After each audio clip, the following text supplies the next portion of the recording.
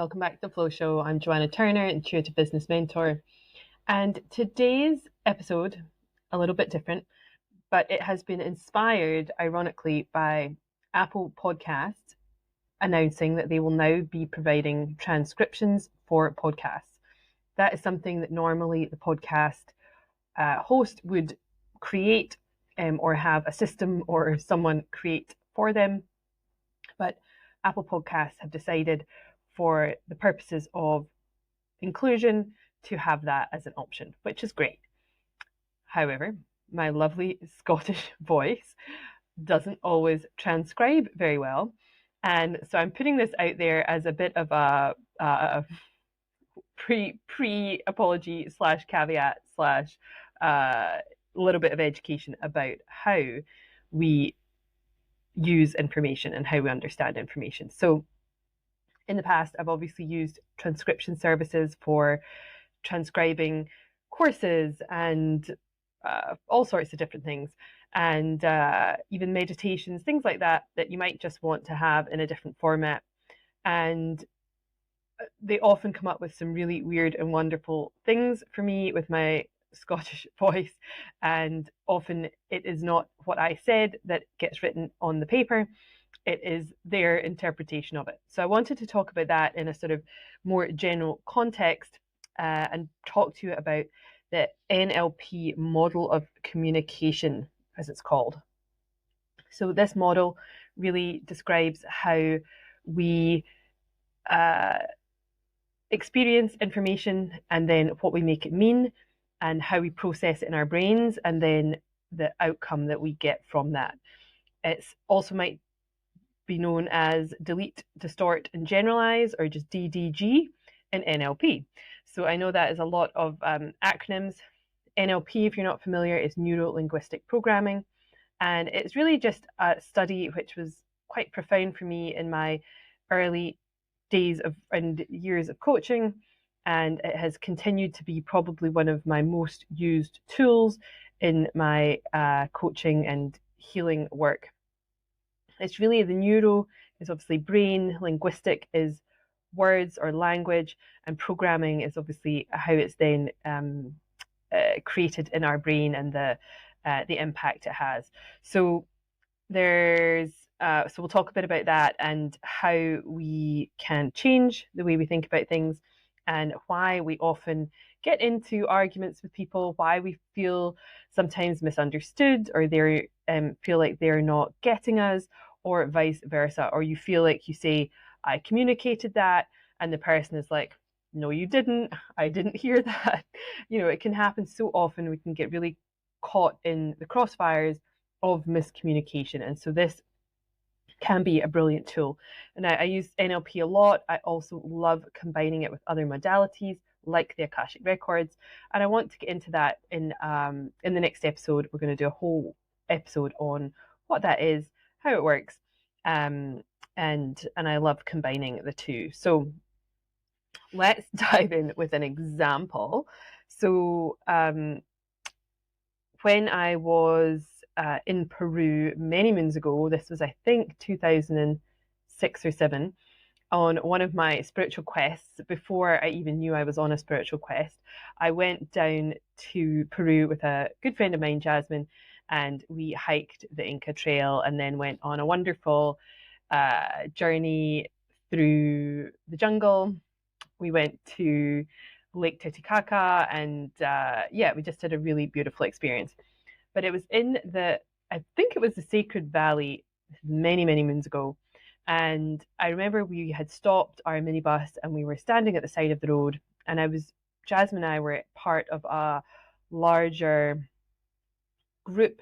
I can't remember what the group was. I've done so many tours with different companies. I've done lots with Intrepid Travel and Gap Adventures, and I can't remember. I feel like we were with a different tour company in Peru. But anyway, it was an organized tour. There were maybe 12, 16 of us with a few guides.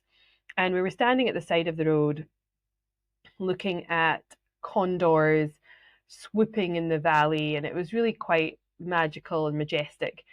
And I looked over at the far side of the valley and noticed something. And I said out loud to whoever was nearby me, "Wow, look at all the faces.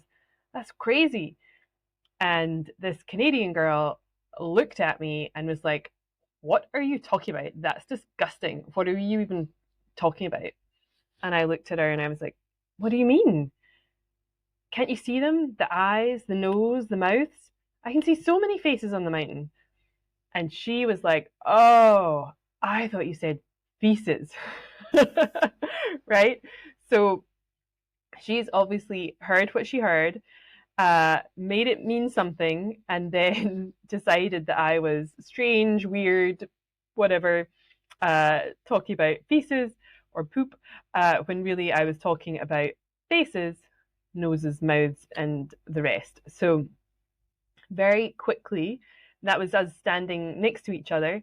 So it wasn't over text or email or podcast or any other form of communication. We were actually right next to each other, and luckily we were able to clear that up. But you can see how so quickly things can be taken out of context, and conclusions drawn where there really shouldn't be any conclusions to be made.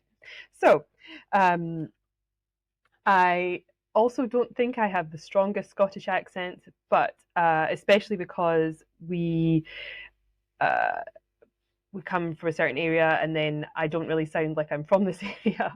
And then having lived overseas and done so much traveling over the years, I think I have maybe slowed down, maybe spoken a little more clearly to be understood by my international colleagues. So hopefully you can understand me and it's not too difficult. But I'm not going to apologise for my accent. I've also been randomly accused on the interwebs of faking a Scottish accent, which I think is hilarious. If I was going to fake it, it'd be a lot stronger, something more out of Brave or Shrek or something like that. But anyway, this is my real Scottish accent, and funnily enough, it also seems to get stronger the more time I spend with family and friends in Scotland, as you might imagine. So this is my voice, and yeah, I have a few other funny examples of that. I remember another time being in America. We were in, I think it was New York. I used to live in Bermuda, and I played tag rugby and was involved in the organization of us women going on tour and playing tag rugby, sometimes accidentally contact rugby, in the US. And we went on Canada, and we did some really cool tours to, I think we went to Washington and New York and Montreal, and I don't know where else. Anyway, they were always great fun, great weekends. And we were probably a little bit hungover. I remember we were in a McDonald's or something like that, and I wanted my Big Mac meal or whatever I was having. I don't remember that part, but I also wanted a fruit cup. So if you didn't understand what that meant, I wanted a little plastic cup filled with fruit. And I thought that was quite clear. And I said, I ordered my, whatever it was, probably a Big Mac meal with Diet Coke 20 years ago, and a fruit cup. And she just looked at me and went, "What?" I was like, "A fruit cup." And she just could not understand. I must have said it 7 times. And she just looked at me blankly and went, "We don't have any." And I went, "Okay." I paid for my meal. I went and sat down. 2 minutes later, my American friend Amy came and sat down next to me with her food. And she had whatever she had, or I don't know, chicken sandwich or whatever it was. And she also had a fruit cup. And I was like, "What? How the heck did you manage to get that?" And she's like, "I don't know. I just asked for it." I was like, "What did you ask for?" She said, "I asked for a fruit cup." And I was like, "Oh my God." Anyway, so it was just the accent. The girl could just not figure out what I wanted. And that's okay. But it just comes down to this, how are you being understood, and what I'm asking for. I think is very clear. I think I'm saying the thing clearly, and she just could not understand me. So it happens all the time in different contexts, and they're just two of the examples I can think of. And if you want a real laugh, there, when I'm on, this isn't a real laugh, but it also happens if, when you phone up telephone banking or to speak to anybody on the phone and they say, can you say out loud your account number? And I go 0321, whatever. And they go, we didn't catch that. Can you repeat it? And I repeat it and they go, I'm sorry, we didn't catch that. What can we help you with today? Can you say bank statements, credit card, whatever? And I go, bank statements. And they go, I'm sorry, we didn't catch that. Can you repeat it? And I'm like, oh, shoot me now. And it's so frustrating and just unbelievable. And I just usually have to just hang on until the last minute and hopefully speak to somebody or whatever. So these kind of situations can just be unbelievably frustrating. And there's a hilarious skit, and it's two Scottish men in a lift trying to get to floor 11.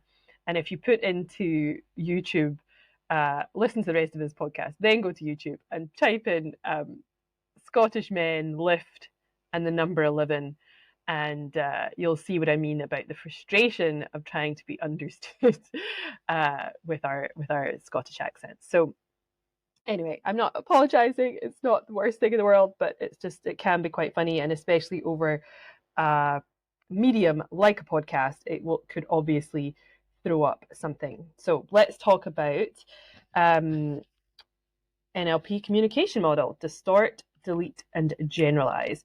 So what happens is, obviously, there is an external event.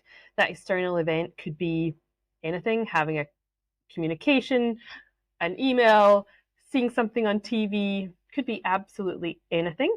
And then you're going to basically filter it through your body, your brain, and it's going to go through a number of checks. So I like to think of them as, filters. We're obviously now very well aware of what an Instagram filter can do. It can distort your face. It can give you makeup. It can delete your spots, right? It can generalize your skin tone and make it all even and fabulous.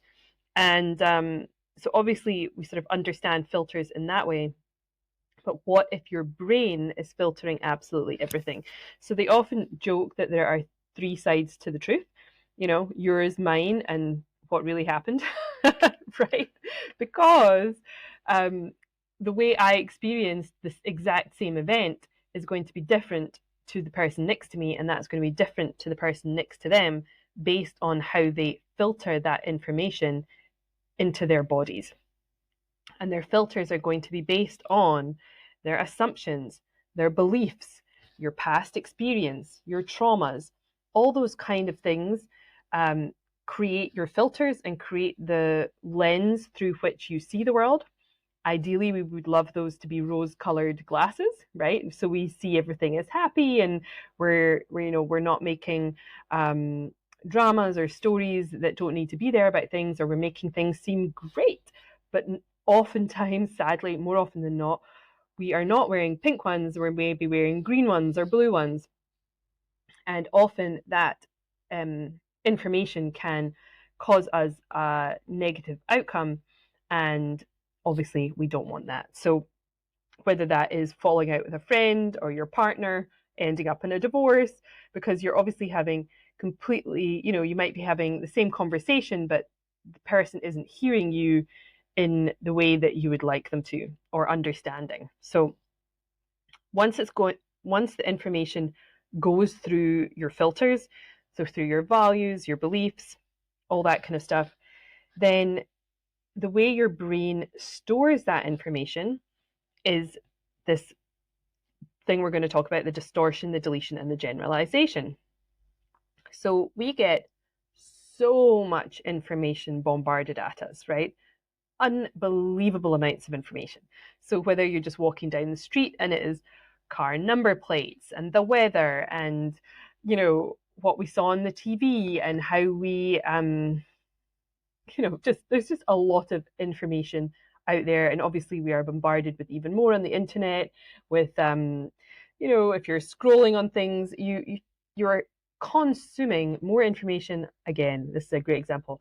I don't know what the percentage is. Often my brain is very good at taking in a lot of information and generalizing my understanding of it without having to hold on to all of the specifics of, say, a stat or a ratio or something like that. And my ratio, I like in my brain, I've gone, that was a big number. But I don't know what the number was. My brain decided to just generalize that data into large so as I could keep that information but not store it specifically. So for instance, I think we get more information in one day through the internet, the TV, and things like that than somebody back in the 1900s would have got in their whole lives. Something like that. And maybe we intake 1 billion pieces of information a day. I don't know if that number's right, but it's a lot, right? We know we take in a lot of information, and obviously our brains cannot hold on to all of the information we consume, so our brains delete some of it, which is normal, right? I don't need to know every car registration plate that I saw while I was out walking the dog this morning. It's not important. My brain has deleted that information. I might remember I saw a white car and a blue one, but unless I really specifically, you know, I saw something happen, I wanted to remember that car number plate, I'm not going to remember it, okay? So obviously deleting information is the first sensible thing to do. We can understand that. But often that means somebody might find something not important, delete it, and then you have the argument, right? You're like, honey, I told you about the party on the weekend, and he goes, what party? You didn't tell me about a party. And you're like, I definitely told you about the party, right? But at the time when you're having the conversation, to him, it wasn't important. Maybe he was focused on something else or thinking about something else, and just that information did not actually enter his brain and stay in his brain, okay? I'm sure we can all identify with cases where that's happened. So the deletion, right? That's pretty clear. But also, interestingly, while I'm talking, it's just coming through, is when we are going to be in a traumatic situation, something like a car crash, your brain, again, will use the ability to delete information as self-preservation. So often when people are in an accident and maybe they wake up a few days later, they say, oh, the last thing I remember is leaving the house or something like that. Or the last thing I remember was driving onto the roundabout, and then I don't remember anything else. So that ability to delete information is also really good for us sometimes. If it feels like too much for the brain to be able to process at the time, it will just shut down and remove that memory. Often another thing is people can feel like they don't remember anything from their childhood, which is often a sign of trauma.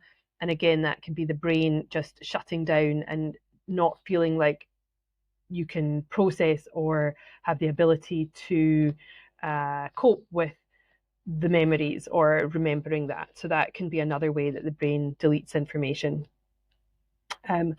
Another thing, and often when you are going through a healing process and you take layers off and you heal layers and you heal different things around it, sometimes these memories can surface when it is safe and you have the ability to do so and to heal and to process them. Another way we delete information is, oh my goodness, it just escaped my brain. How ironic. Oh yeah, that's what I was going to say. So sometimes when we remember the information and we don't delete it when it can be particularly good or particularly bad, we can remember something specifically when it is a trauma. So we don't always completely delete it or forget it. Sometimes we specifically remember it. So for instance, which I don't recommend trying to speak to, years ago I tried to have a conversation with my parents around they just don't understand me, or they don't understand my journey or whatever, which is fine. I'm not now. I understand that I don't need them to. That was maybe earlier in my journey. I would have loved them to understand where I'm coming from. And I remember trying to describe the process of childhood trauma to them and how it worked, and how instances can have an impact on your life and your beliefs and, you know, values and outcomes and things. And when I would share something, even if it wasn't like a big deal, it's usually my mum goes, "That didn't happen. I don't remember that. You're making it up. You're lying." And I'm definitely not. You know, so if there was something that, like, and often when these things happen, you remember them so clearly, so vividly, because my filter made it mean something, and got upset or triggered or traumatized by the event.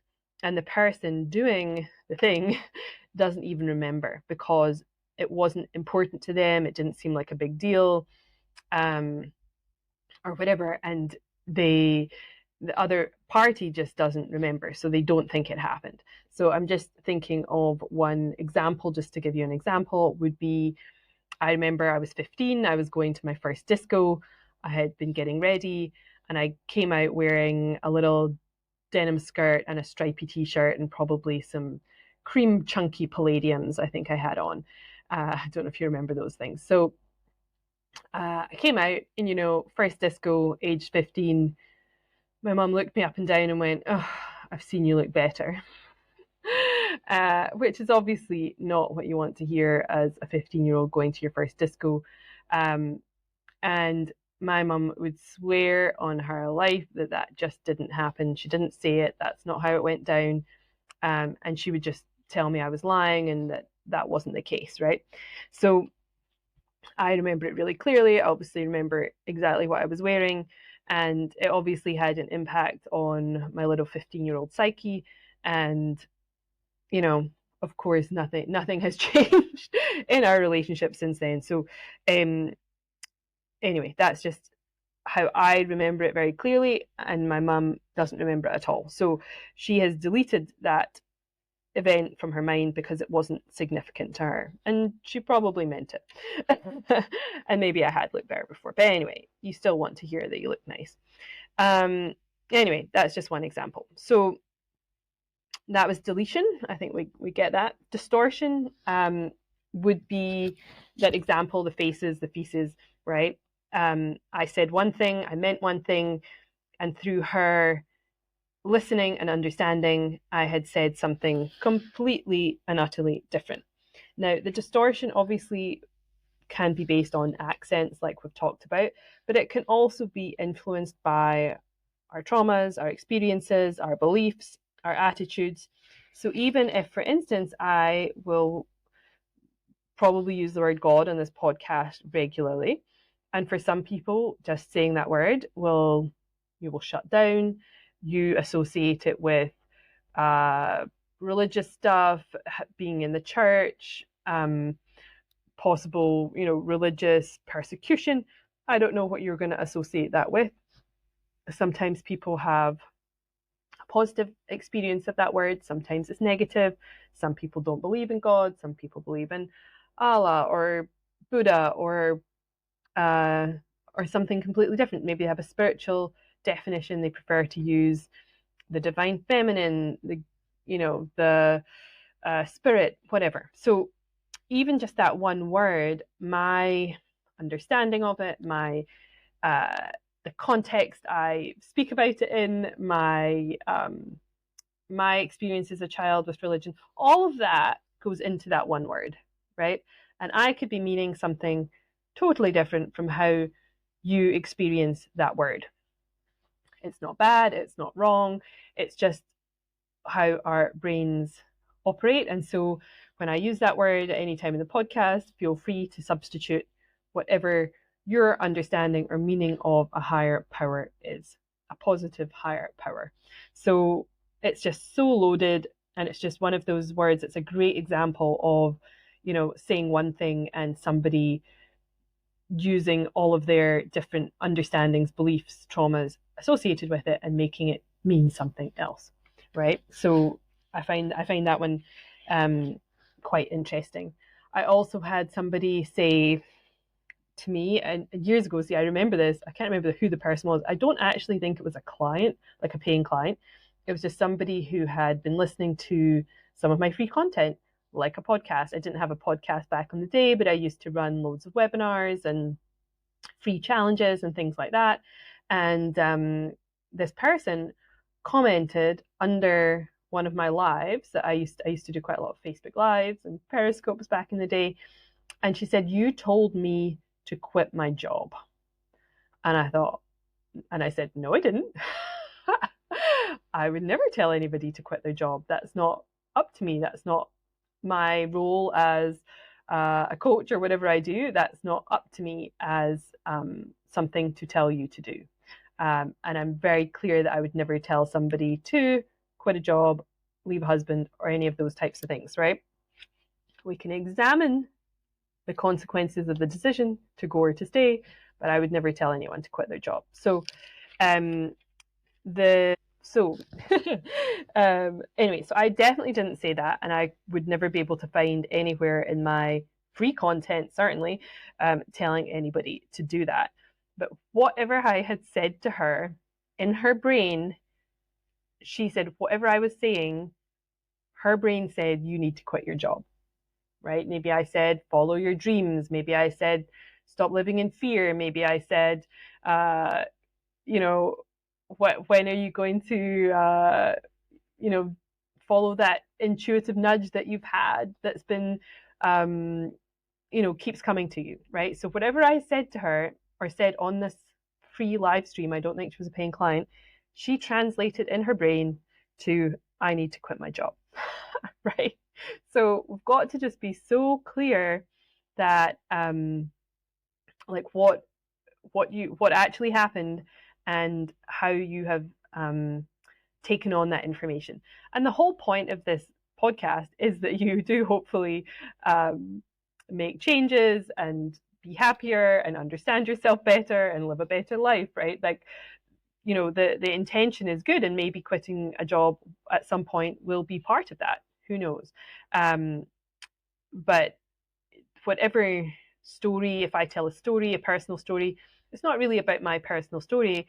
It's about your brain, your reticular activating system, finding the story within you that is the same as my story, right? So when I mentioned that about my mum, it's possible that you've had criticism from somebody in the past. Maybe it was a mum, a dad, a teacher, a friend, a boyfriend, somebody who has said something to you, and you heard it, and the meaning that you took from that created a story and an event, and it might have had knock-on effects in your life as well. So it's just important to understand also why I tell the stories. It's not for me to tell you my story, but it's for you to understand the context or to have an example of what that might look like in your life, right? One moment. A beautiful new cacao that I ordered, and I'm just enjoying it. So we've talked about deletion and distortion, and I might have some more examples pop into my brain, but anyway, that was what I was thinking. So, oh yes, the other thing. We're going to talk about the last one, which is generalization. So I've mentioned that briefly, how I generalize stats in my head, right? Really big number, a lot of people, many years, right? And often I don't quite get them right, but I know the gist of what it was trying to tell me, and my brain understands the concept and has obviously decided that I don't need the precise numbers to know that it was really big or really small or whatever. Obviously, if I'm going to share stats on the podcast, I will try and confirm them for you, because some people love that type of detail. Some people thrive on it. Some people need it, and that's great.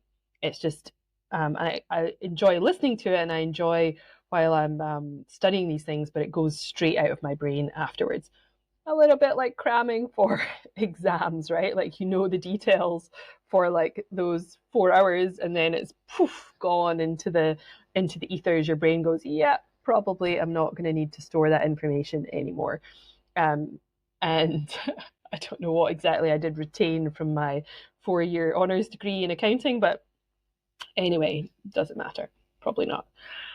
Okay, so generalization is often based on assumptions.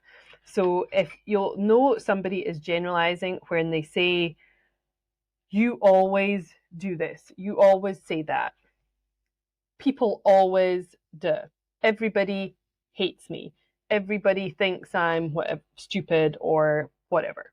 So it's those really big sweeping statements that somebody has made a generalization. So somebody might forget to put the bin out once, or maybe they've done it twice, and the story that you create in your brain is you never put the bin out. You always forget to put the bin out, right? And that poor person has actually put the bin out, 50 times this year, right? Once a week, but they forgot to do it twice. And now you're saying they always forget to put the bin out, right? So it can be as simple as that, but you've just got to be careful about the level to which you're generalizing and making up stories about things. So another example that I remember from back in the day when I used to work in an accounting firm, I had moved to Australia, and at the time, again, funnily enough, everybody was telling me how difficult it was. So when I moved to Australia, let's see, it was 2011, yeah, towards the end of 2011, I think. And back in the day, it used to be really easy for, as I was then, a chartered accountant. And in the past, they would have recruited me from overseas. They would have paid for my flights. They would have, paid for taking my furniture over to Australia if I had any. And they would have basically repatriated me to there, given me a job, given me a visa, and everything would have been nicely organized. A little bit like how I originally moved to Bermuda. And that was pretty easy. It was all organized. But when I was going to Australia, times had changed, right? Years had passed, and that just wasn't the case anymore. It was a lot more competitive, and it was just a lot harder to get visas. And everybody, many people, several people, I don't know, 3 people, right, said to me, it's really hard to get a visa. You won't get a sponsor. And I thought in my head, yeah, right, watch me, try stopping me, right? So I wasn't luckily taking on everybody else's projections or opinions or beliefs about how difficult it was going to be to get a job and to be sponsored in that role to stay in Australia. So anyway, I got a job when I was living in Bermuda, I had worked for KPMG, and then I moved and I specialized in insurance because Bermuda is a big international insurance hub for big insurance companies. And I had specialized in that when I worked for KPMG. And then I had left KPMG and worked for a reinsurance company for 4 years. So reinsurance companies, random side note, insurance companies, right? So they are, because you're like, okay, who insures the insurer? The reinsurer insures an insurer. Anyway, we digress.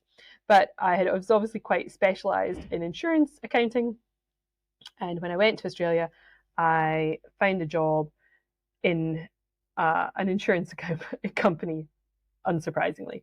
So I only worked there temporarily at first because I was on a working holiday visa. I think at the time I could work, I might get this wrong, guys. It was, I think, 6 months was the maximum you could work in any one job on a working holiday visa.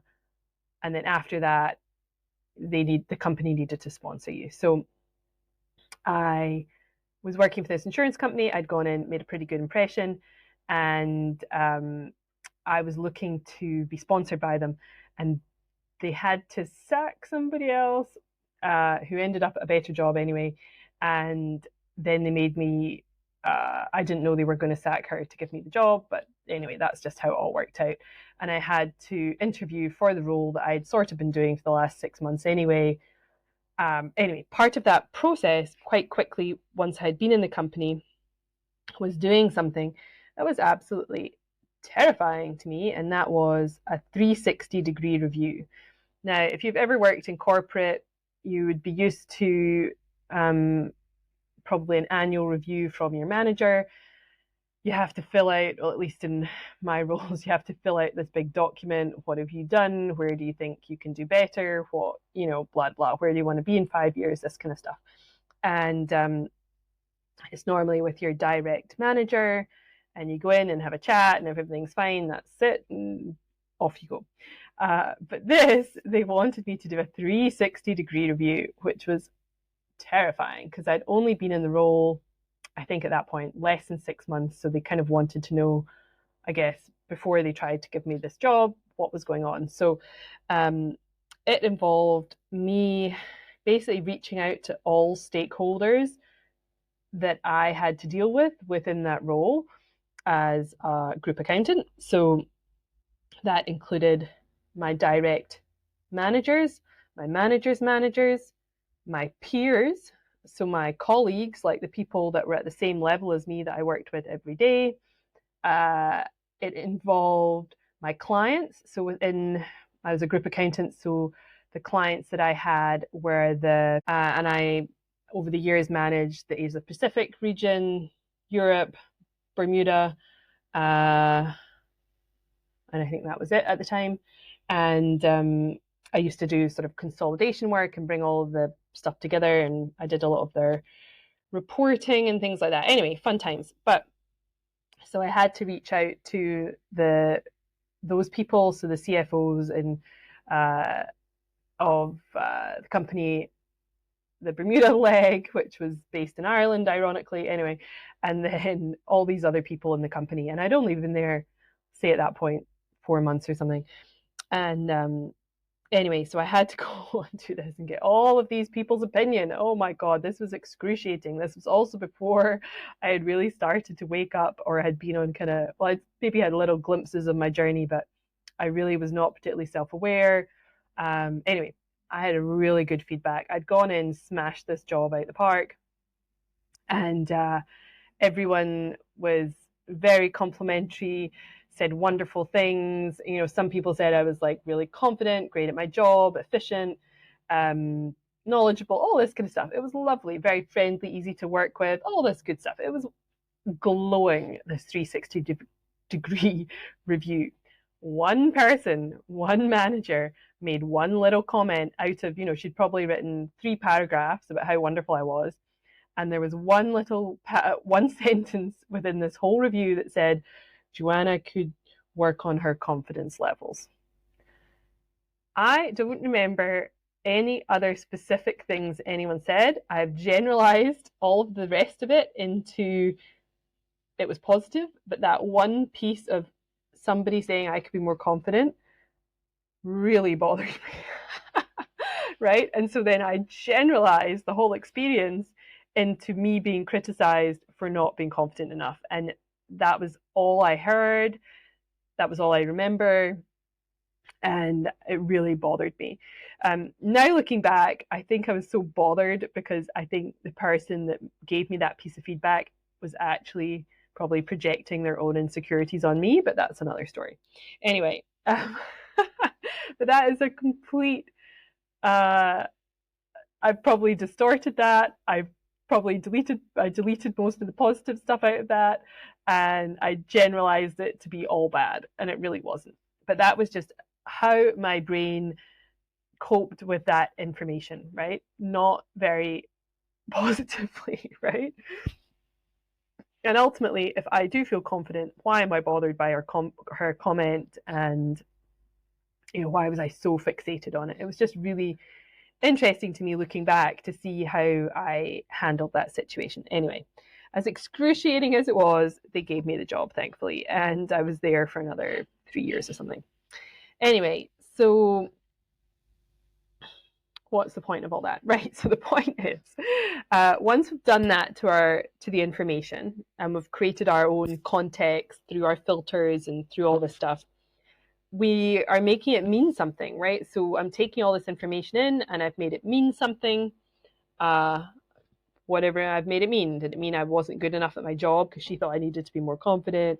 Did it mean what else did I make that mean in the context of my life and in and then in the greater, context of how I relate to people or how I behave in future.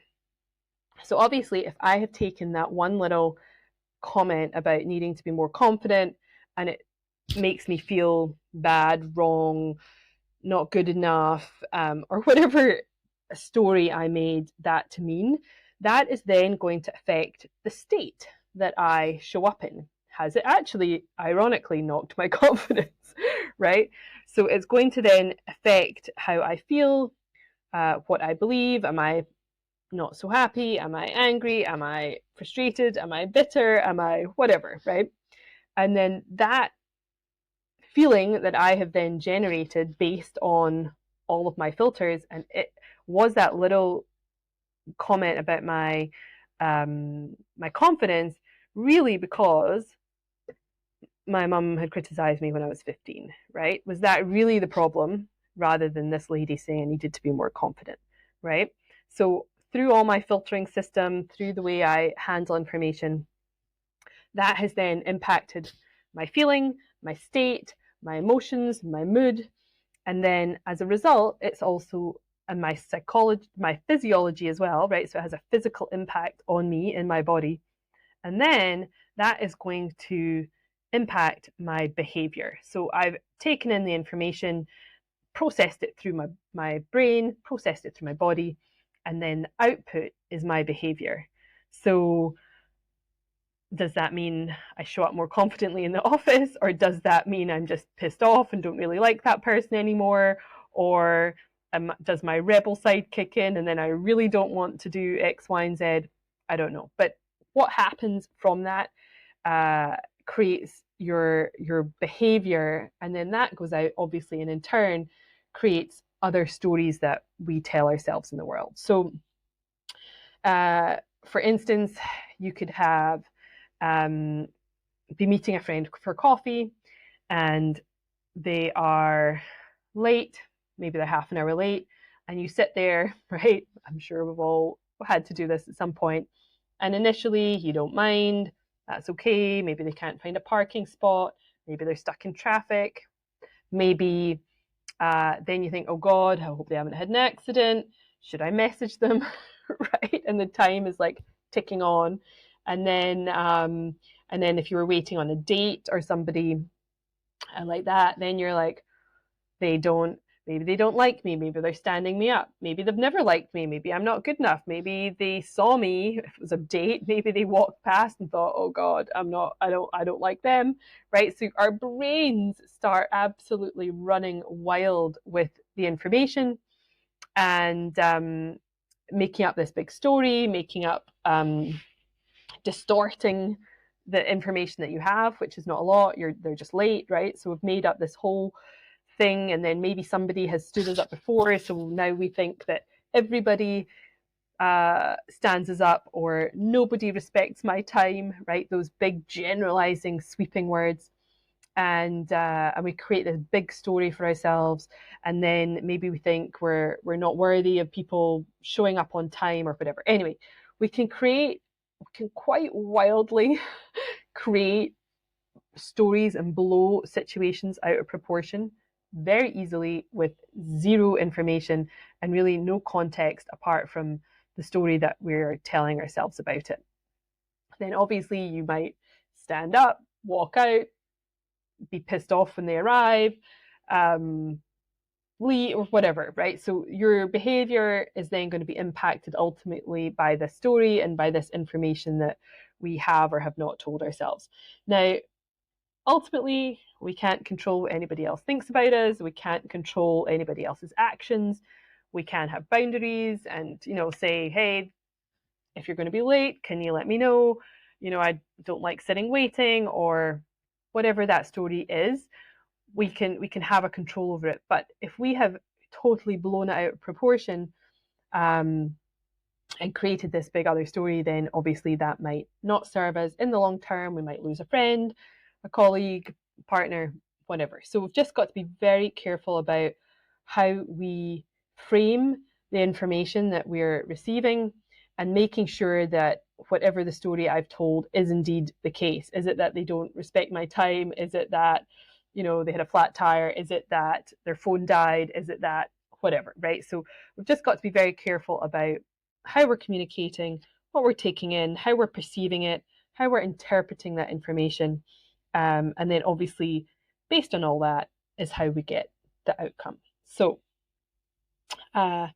yeah, I just wanted to talk about that and talk a little bit about how we can maybe create a more rose-colored spectacle situation in our own life by not reacting so much to what other people think, what they say. Ultimately, what other people think of us is none of our business, right? The only person that's really allowing myself to be criticized is me. If I believe in myself and love myself and know I'm confident and believe in myself and all of those things, ultimately somebody else's reaction to me shouldn't affect me. Obviously, we're human, these things happen, but as we grow and become adults and become more in charge, right? We're not necessarily responsible for the things that have happened to us, but we are responsible to how we move forward and to how we let that impact the rest of our lives. And so this is really about creating or being aware of these filters, being aware of our communication, and then being aware of the stories we're telling ourselves, what other people are saying, and then adapting our communication in alignment with those things, and understanding somebody else's filter and their perspective, and how what you said might have hurt them or whatever when they run it through their filter of the world. So just having a little bit more awareness of that and how it can affect us. Let me know if that was useful, or if you've experienced that yourself. You think you're being super duper clear, you think one thing, and then you find out that it's somebody has totally said something else or different. And it usually, obviously, people can do things maliciously, but usually these things happen very innocently. That's not the intention, but that is how it's taken, and that is how it's created. So we do have control over these stories, the way we think, the way we speak to ourselves, and we can choose a better way. We can choose not to take it personally. We can choose not to let somebody affect our day. For instance, if we are driving and somebody cuts us up in traffic, right? People can let that spiral, right? Why did he do that to me? Did he not see me? Blah, blah, blah. And, you can go down this whole road rage, angry thing, let it bother you all day or whatever. Or you can let them go, be like, okay, you're clearly having a bad day. And, continue on to your destination safely and, without ruining the rest of your day just because something happened to you. So anyway, I hope that was useful. It was a bit of a random one. It came sort of out of nowhere while I was meditating this morning. So I hope you enjoy. Let me know. And as always, we would really appreciate any follows, subscriptions, reviews, very much in particular. And if you share this podcast, please let me know. If you share it on your stories or anything, I would love that. And I will see you in the next episode. We're going to be talking about the Akashic Records. Take care.